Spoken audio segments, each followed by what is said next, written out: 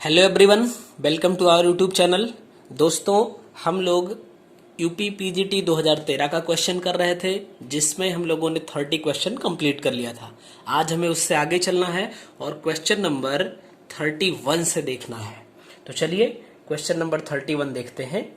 क्या है?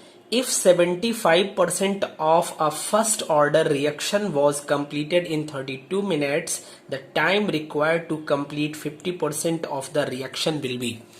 मीन्स की क्वेश्चन है आपका कि अगर 75% फर्स्ट ऑर्डर के रिएक्शन को कंप्लीट होने के लिए 32 मिनट्स लगते हैं, तो 50% कंप्लीट होने के लिए कितना टाइम लगेगा। तो आप देखिए, फर्स्ट ऑर्डर रिएक्शन के लिए अगर हम देखें तो टाइम जो होता है t is equal to 2.303 upon के and log initial concentration upon final concentration और बेस 10 पे। ठीक है ना। अगर यहाँ पे 70% की बात की जाए तो हम इसी को कह लेते हैं T70 नहीं 75%। तो 75% अगर कर लें तो 2.303 अपॉन के लॉग 10, ये 100 था और 100 में से ये 75 कंप्लीट हो चुका है। ठीक है, यानी 100 माइनस 75 कर देंगे हम यहाँ पे, ये बेस यही रहेगा। ऐसे ही अगर आप देखिए टी 50% के लिए तो 2.303 अपॉन के लॉग 100 अपॉन 50, यानी चलो लिख लेते हैं 100 माइनस 50 कर देते हैं। ठीक है, और बेस आपका 10 ही रहेगा। यहां से अगर देखिए तो T75% इक्वल टू 2.303 अपॉन के, और ये आपका आ जाएगा, ध्यान से देखिएगा, ये 100 अपॉन 25 मीन्स की 4 हो जाएगा, और 4 का मतलब 2 पावर 2 बेस 10। और यहां से अगर देखिए तो T50% is equal to 2.303 upon के, और यहाँ 50 आएगा, 100 से कैंसिल, 100 को कैंसिल कर देंगे तो हो जाएगा log 2 बेस 10। कोई दिक्कत नहीं ना। अब देखिए T75% इक्वल टू, ये लॉग की प्रॉपर्टी लगाएंगे तो log 2 आएगा, सामने 2 सामने आ जाएगा, पावर में है, तो ये चाहे यहां लिखिए चाहे यहां हम लिख दे रहे हैं 2 इंटू 2.303 अपॉन के log 2 बेस 10। बोलिए, कोई दिक्कत नहीं।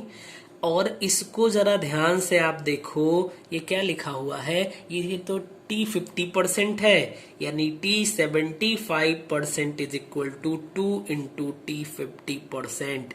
देखिए, ये तो मैंने कैसे इसको डेराइव किया गया ये पूरा आपको दिखाया, मगर अगर आप एग्जाम में जल्दी करना चाहते हैं तो ये वैल्यू आपके दिमाग में आनी चाहिए।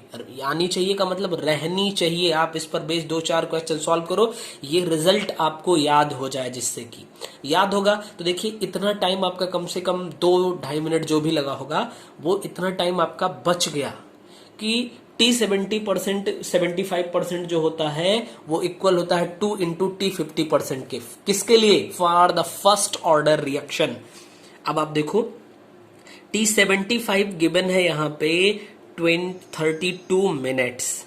ठीक है, is equal to 2 into T50%, तो यानी कि 50% कंप्लीट होने में कितना टाइम लगा, जस्ट हाफ कर दो, 16 मिनट्स जो है वो आ जाएगा आपका 50% कंप्लीट होने में लगने वाला टाइम। तो उम्मीद है कि आपको ये क्वेश्चन अच्छे से समझ में आया होगा। चलिए देख लेते हैं, ये ऑप्शन बी जो है वो सही होगा। नेक्स्ट क्वेश्चन पे चलेंगे, question number 32। Which one of the following compounds will exhibit resonance? 4 option given है, पूछा जा रहा है उसमें कौन सा रेजोनेंस जो है वो शो करेगा। तो कौन सा रेजोनेंस शो करेगा, इसके लिए आप देखिए, पहले ऑप्शन पे है CH2 double bond CH single bond CH2 and COOH। Second option पे है CH2 double bond CH single bond CH double bond O। Third option पे है CH3 C double bond O CH3, and fourth option is CH2 double bond CH single bond CH2 and CH double bond CH2। ये 4 option है आपके। अब आप समझो, resonance के लिए जो मेजर कंडीशन है कि अल्टरनेट पाई बॉन्ड या फिर लोन पेयर इलेक्ट्रॉन होना चाहिए। तो what we can write, alternate pi bond are lone pair electron should be present for resonance। ठीक है, रेजोनेंस के लिए अल्टरनेट पाई बॉन्ड या लोन पेयर इलेक्ट्रॉन मस्ट है। तो देखिए, अगर यहां पे हम कह लें यहां पे पाई बॉन्ड है, ठीक है, तो इसका अल्टरनेट यानी एक छोड़ के एक यहां पे नहीं है, तो मतलब यहां पे अल्टरनेट ना होने की वजह से अल्टरनेट यहां पे पाई बॉन्ड नहीं है, या फिर पाई बॉन्ड की जगह लोन पेयर भी हो सकता है। तो दोनों नहीं यहां पे है। यहां पे देखिए, अगर यहां पे है तो यहां नहीं है, यानी कि सॉरी, यहां पे है, यहां नहीं है, यहां है, यानी कि ये आपका अल्टरनेट डबल बॉन्ड है, तो ये शो करेगा। इसमें देखिए, इसमें है ही नहीं, एक ही जगह पे है पाई बॉन्ड, तो ये शो नहीं करेगा। इसमें आइए, इसमें भी लगातार 2 जगह पे खाली रह गया, इसका मतलब ये भी अल्टरनेट सीक्वेंस नहीं हुआ। तो आपका ऑप्शन बी जो है वो रेजोनेंस शो करेगा, बाकी 3 ऑप्शन रेजोनेंस शो नहीं करेंगे। Means option B is correct option. Fine, next question पे चलते हैं। देखिए क्या है,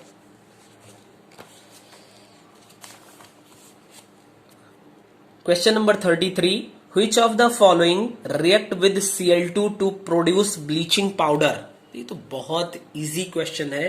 क्वेश्चन नंबर 33 जो कह रहा है कि ब्लीचिंग पाउडर हमें बनाना है, तो हम क्या करते हैं, जब कैल्शियम हाइड्रोक्साइड या फिर इसी को आप कहते हो बुझे हुए चूने में क्लोरीन गैस फ्लो करवाई जाती है, तो CaOCl2 और प्लस H2O एक वाटर मॉलिक्यूल का रिलीजमेंट होता है और CaOCl2 बनता है। इसी को बोलते हैं ब्लीचिंग पाउडर। ठीक है, ये है क्या आपका, ये शैक्ड लाइम है, या फिर इसको आप क्या बोल सकते हैं, कैल्शियम हाइड्रोक्साइड। ठीक है, तो बहुत इजी सी बात है। देखिए किस ऑप्शन में गिवन है, CaOH होल ट्वाइस, यानी ऑप्शन ए ही आपका सही हो जाएगा। नेक्स्ट क्वेश्चन पे चलते हैं, question number 34। For a given value of principal quantum number the order of increasing energy for different subshells is, यानी कि किसी सेल के लिए, जो भी सेल आपको गिवन हो, किसी पर्टिकुलर सेल के लिए जो सबसेल्स होता है उनको एनर्जी लेवल के ऑर्डर में सेट करिए, इंक्रीजिंग। तो आपने पढ़ा होगा ऑफ बाउ रूल। ऑफ बाउ रूल क्या कहता है, ऑफ बाउ रूल के अकॉर्डिंग SPDF, यानी कि यही एनर्जी का सीक्वेंस हो जाता है, एनर्जी का इंक्रीजिंग ऑर्डर। अब ये अगर कम अच्छा लग रहा है तो चलिए हम ऐसा एक एनर्जी लेवल लेते हैं जिसमें ये चारों सबसेल आ जाए। तो हम अगर n इक्वल टू 4 ले लें, ठीक है, let n is equal to 4, तो n इज इक्वल टू 4 में 4s आ जाएगा, 4p आ जाएगा, 4d भी आ जाएगा एंड 4f भी आ जाएगा। तो चलो देखते हैं, अगर इसके लिए n की वैल्यू देखेंगे तो सबके लिए 4 आएगी, सारे के सारे के लिए 4 आएगी। तो भैया n की वैल्यू अगर डिसाइड नहीं कर रही है, ठीक है, इलेक्ट्रॉन कहां जाएगा, पहले लोअर एनर्जी लेवल में जाता है, फिर हायर में जाता है। तो अगर n की वैल्यू ये डिसाइड नहीं कर पा रही तो l की वैल्यू को देखेंगे। l की वैल्यू s के लिए 0, p के लिए 1, d के लिए 2 एंड f के लिए 3 हो जाएगी। यहां से फिर एक n+l रूल होता है, तो आप इसको देख लेंगे तो 4 ही हो जाएगा। ऐड कर लेते हैं, यहाँ पे 5 हो जाएगा, यहाँ पे 6, यहाँ पे 7। देखिए इंक्रीजिंग ऑर्डर में है, ठीक है, इंक्रीजिंग ऑर्डर में है, यानी कि अगर 4s 4p 4d और 4f गिवन हो तो इनमें केवल यही 4 की बात हो रही। तो सबसे पहले इलेक्ट्रॉन 4s में जाएगा, फिर 4p में जाएगा, फिर 4d में जाएगा और फिर 4f में जाएगा, यानी s के बाद p, p के बाद d और f, ये सही सीक्वेंस आपका हो जाएगा। तो देखिए s, p, d और f ये आपका a ही ऑप्शन में सही सीक्वेंस गिवन है। तो उम्मीद है कि आपको ये समझ आया होगा अच्छे से। नेक्स्ट क्वेश्चन पे चलते हैं, क्वेश्चन नंबर 35 देखेंगे। If the value of Kp is x for the reaction A plus B gives out AB, the value of Kp for the reaction 2A plus 2B gives out 2AB will be। आप समझो, एक लिखा है reaction A plus B और ये एक reversible reaction है AB, इसके लिए कहा Kp is equal to x given है। फिर ये कह रहा है 2A plus 2B and gives out 2AB, इसके लिए आपको Kp डैश की वैल्यू बतानी है। तो हम क्या करेंगे, इसके लिए चलेंगे लॉ ऑफ मास एक्शन लगाएंगे। अगर ये गैस है तो हम इसके पार्शियल प्रेशर के टर्म में लिखते हैं, यानी Kp इक्वल टू अगर हमें लिखना होगा तो हम क्या करेंगे, Kp equal to partial pressure of A into partial pressure of B upon में पार्शियल प्रेशर ऑफ प्रोडक्ट का यानी कि AB। ऐसे ही हम इसके लिए भी लिख सकते हैं Kp equal to Kp dash equal to, यहां से देखिए A यानी पार्शियल प्रेशर ऑफ A की पावर 2, क्योंकि यहाँ पे 2 है, यहाँ पे कुछ नहीं था, into partial pressure of B की power 2 upon partial pressure of AB की पावर 2। कोई दिक्कत नहीं है। आप देखिए ये तो आपका दे दिया है x, यानी x is equal to PA PB upon PAB। यहां पे देखिए Kp डैश इक्वल टू, ये है क्या रियल में, ये PA PB अपॉन PAB का अगर हम यहाँ पे होल स्क्वायर कर दें तो कोई फर्क नहीं पड़ने वाला है आई थिंक। और ये तो x है, यानी कि Kp dash is equal to x square मिल जाएगा। Kp dash is equal to x square, sorry दिखा नहीं आप लोगों को, ठीक है। तो देखिए इसको हम कैसे लिख सकते हैं, Kp हमें गिवन है x, तो हमने x लिख दिया, ये हो गया। और फिर Kp डैश, ये सब का स्क्वायर है तो हम पूरे का होल स्क्वायर कर दें, कोई फर्क नहीं पड़ेगा। और इसको हमने कहा कि ये x है यानी गिवन है, तो Kp dash is equal to x का होल स्क्वायर, यही हमारा सही आंसर बनेगा जो कि C ऑप्शन में गिवन है। ठीक है, तो 35 क्वेश्चन हमारा कंप्लीट हुआ और उम्मीद है आपको समझ भी आया होगा अच्छे से। नेक्स्ट क्वेश्चन पे चलते हैं, क्वेश्चन नंबर 36 नंबर क्वेश्चन देखेंगे। If the change in internal energy for reaction 2CO plus O2 gives out 2CO2 is -134.8 kilo calorie at 298 kelvin and 1 atmosphere, the total heat of reaction will be.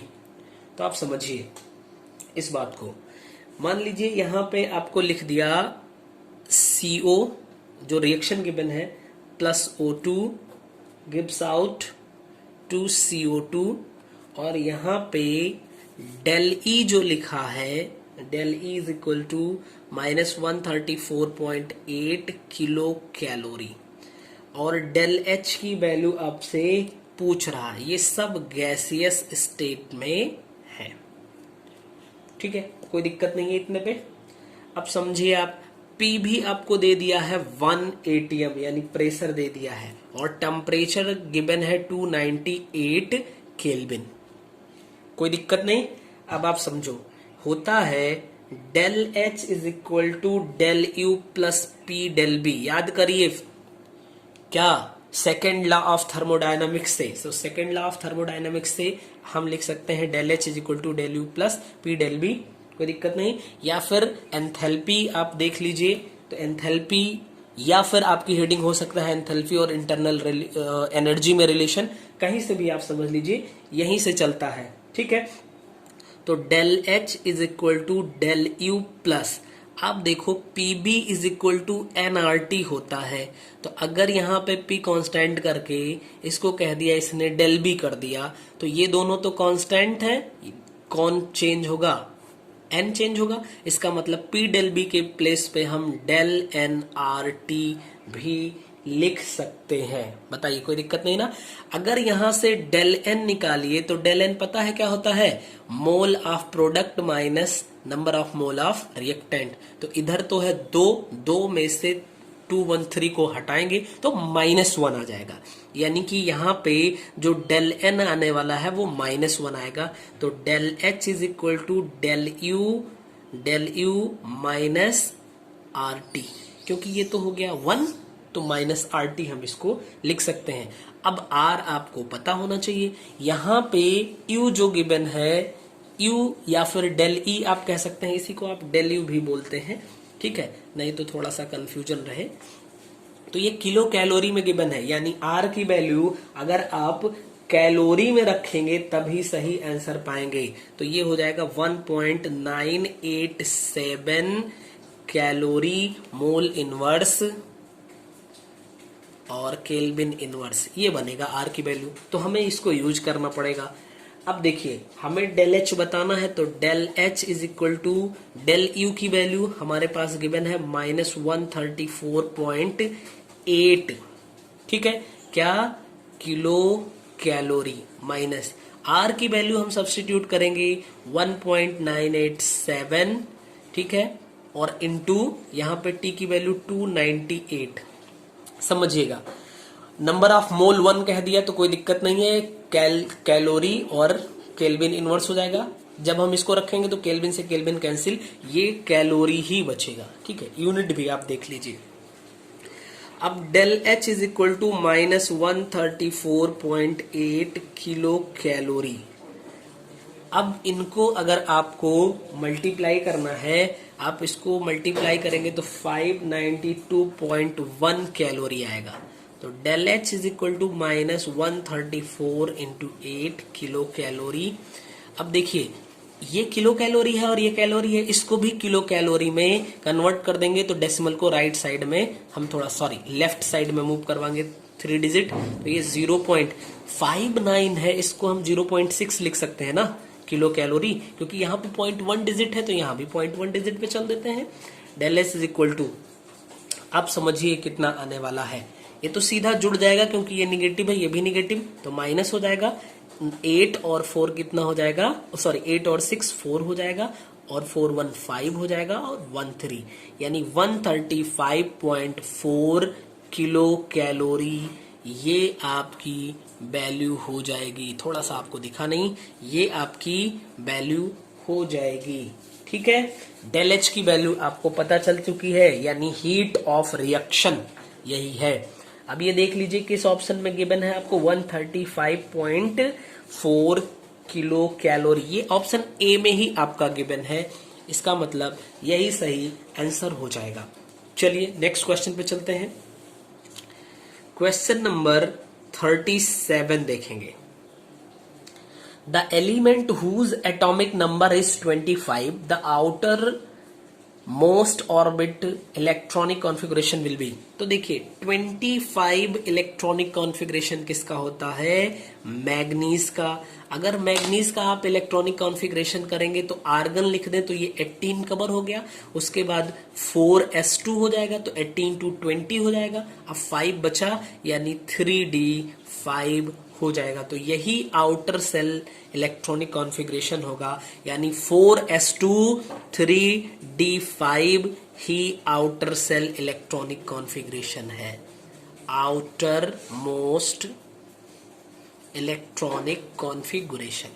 तो आप देख लीजिए ये किस option में है, 3d2 and 4s2, ये आपका ऑप्शन ए ही है, यही सही होगा। इजी क्वेश्चन है। नेक्स्ट क्वेश्चन पे चलेंगे, क्वेश्चन नंबर 38 देखेंगे, ठीक है। देखिए Which one of the following relationship represents the isothermal expansion of 1 mole of an ideal gas? यानी 1 mole ideal gas के लिए रिलेशनशिप बताना है आइसोथर्मल एक्सपेंशन के लिए। तो ये जो भी 4 ऑप्शन गिवन है ये आपके एंट्रोपी के टर्म में गिवन है, ठीक है। तो अगर देखिए हम देखें आइसोथर्मल प्रोसेस, ऐसे ही आपका एक हो सकता है आइसोबारिक प्रोसेस, ऐसे ही आपका एक हो सकता है आइसोकोरिक प्रोसेस। तो अब मान लीजिए इसमें आइसोथर्मल के लिए पूछा है, कभी वो आइसोबारिक के लिए पूछ लिया, कभी आइसोकोरिक के लिए पूछ लिया, तो हम सबको देख लेंगे, ठीक है। अब एंट्रोपी का है तो change in entropy isothermal means की कांस्टेंट टेम्परेचर, आइसोबारिक मीन्स हुआ change in entropy, Barik means pressure यानी कि कांस्टेंट प्रेशर पे। आइसोकोरिक यानी कोरिक मीन्स वॉल्यूम हो जाएगा, आइसो मीन्स कांस्टेंट यानी change in entropy at constant volume. ठीक है, ये होता किसके है, RIN P1 अपॉन P2 के। ये हो जाएगा CPIN T2 अपॉन T1 और ये हो जाएगा CPIN T2 अपॉन T1। ठीक है, कोई दिक्कत नहीं है। तो ये आपका आइसोथर्मल के लिए, आइसोबारिक के लिए और आइसोकोरिक के लिए तीनों आप देख लीजिए। और क्वेश्चन में आपको आइसोथर्मल के लिए पूछा था, यानी आपका ऑप्शन ए सही होगा। नहीं, ए नहीं सही होगा, इसमें आप देख लीजिए कौन सा गिवन है और फिर यहां से आप देखिए, यही आपका सही हो जाएगा। ठीक है, आइसोथर्मल प्रोसेस के लिए ये आपका सही है। चलें फिर नेक्स्ट क्वेश्चन पे चलते हैं। अच्छा, इसमें ऑप्शन में तो आपका सब बी ही गिवन है, B1 B2 के टर्म में गिवन है। ठीक है, B1 B2 के टर्म में गिवन है, तो कोई दिक्कत नहीं है भाई। आप यहाँ पे PB is equal to NRT होता है, नंबर ऑफ मोल। यहाँ पे देखिए, ये मैं लिख रहा हूँ, PB is equal to NRT होता है। नंबर ऑफ मोल इसने 1 कहा है, यानी P is equal to T upon या RT अपॉन B। तो R तो यहाँ पे पहले से ही है बाहर। आप यहाँ पे B1 B2 के टर्म में देखेंगे तो ये आ जाएगा, ये अगर P1 कह लें तो ये B1 हो जाएगा, यानी B1 नीचे हो गया और फिर B2 आपका ऊपर, तो B2 अपॉन B1 हो जाएगा। तो यहाँ पे आपका del S T is equal to RIN और B2 अपॉन B1 हम लिख सकते हैं। ठीक है, और ये आपका ऑप्शन कौन सा सही हो जाएगा, ऑप्शन आपका ए सही होगा। ठीक है, ए ऑप्शन सही होगा। वैसे मुझे ए ऑप्शन और सी ऑप्शन इसमें दोनों, सॉरी ए ऑप्शन नहीं सी ऑप्शन, क्योंकि ए वाले में RT लिखा हुआ है। सी ऑप्शन आपका सही होगा अगर आप इसके अकॉर्डिंग जाएं, अदरवाइज आपको इस फॉर्मेट में भी मिल सकता है। अगर इस फॉर्मेट में नहीं है तो PB is equal to NRT का यूज करके आप बना सकते हैं। ठीक है, चलिए नेक्स्ट क्वेश्चन पे चलते हैं। क्वेश्चन नंबर 38 हो गया है, 39 पे देखेंगे। When salt of adipic acid is heated with hexamethylene diamine at 270 degree Celsius, then the polymer produced is। यानी एडिपिक एसिड को अगर हेक्सामेथिलीन डाइअमीन के साथ हीट किया जाए तो क्या होगा। अब देखिए, एडिपिक एसिड क्या होता है, ये एक डाई कार्बोक्सिलिक एसिड है, तो COOH CH2 का होल 4 एंड COOH, इसी को हम बोलते हैं एडिपिक एसिड। और इसका हम रिएक्शन करवाएंगे हेक्सामेथिलीन डाइअमीन, यानी हेक्सा 6 बार, मेथिलीन CH2 और डाइअमीन यानी कि NH2, और इधर हम कर देते हैं NH एंड H। हमने थोड़ा सा सुविधा के लिए इसको ऐसे लिखा हुआ है, इसको हम हीट करेंगे। हो सकता है कहीं कहीं पे आपको 200 डिग्री सेल्सियस लिखा मिल जाए, तो उसके लिए भी आप रेडी रहिए। तो देखिए, यहां से एक H और यहां से OH, ये वाटर मॉलिक्यूल रिलीज हो जाएगा और बाकी को एज इट इज आप ऐसे मर्ज करके लिख दीजिए, यानी COOH CH2 whole 4 CO and NH, then CH2 whole 6 and NH2 बनाना, कोई दिक्कत नहीं। अभी देखिए, इसको थोड़ा सा पॉलीमरा, ये दो मॉलिक्यूल का क्या हुआ, कंडेंसेशन हुआ। अगर इसका पॉलीमराइजेशन होगा, ठीक है, पॉलीमराइजेशन का मतलब ढेर सारे एडिपिक एसिड के मॉलिक्यूल्स और ढेर सारे हेक्सामेथिलीन डाइअमीन हो, तो फिर क्या होगा, यानी कि ये अब इधर COOH ग्रुप था, तो इस साइड से आपका हेक्सामेथिलीन डाइअमीन आके अटैक करेगा और यहां से OH हट जाएगा, और इधर NH2 है, यानी यहां पे इधर से आके एडिपिक एसिड का दूसरा मॉलिक्यूल और यहां से एक H हटेगा। तो बस कुछ नहीं करना है, यहां से एक H को हटा के यहां पे बैलेंसी खाली कर दो और फिर CH2 होल 6 कर दो and CONH and CH2 whole 4 and CO। देखो ध्यान से, OH तो हट जाएगा, CO। हमें पॉलीमराइजेशन में पूरा रिएक्शन नहीं लिख, हम कितना बड़ा लिखेंगे, कितना बड़ा लिखेंगे, ठीक है। तो एक मॉलिक्यूल लिखते हैं और वहां पे N लगा देते हैं और आगे हम बॉन्ड खाली कर देते हैं कि ऐसे ही आगे प्रोसेस चलेगी। तो इसी का नाम है नायलॉन 6,6। इसको हम बोलते हैं नायलॉन 6,6। ये एक पॉलीमर होता है, ठीक है, पॉलीमर है, पॉलीमराइजेशन रिएक्शन भी हो रहा है, पॉलीमर है, नायलॉन 6,6। आप देखिए कौन सा ऑप्शन है आपका, ऑप्शन C आपका सही हो जाएगा। तो उम्मीद है समझ आया होगा। नेक्स्ट क्वेश्चन पे चलते हैं, क्वेश्चन नंबर 40। क्वेश्चन नंबर 40 है the product of Bischler Napieralski synthesis is. तो ये भी अच्छा है, ठीक है। तो सीधा देखिए नेम रिएक्शन पे बेस्ड क्वेश्चन आ गया, क्या, बिस्लर नेपेरलेस्की रिएक्शन। इसमें होता क्या है, इसमें आपका beta phenethylamide, beta फीन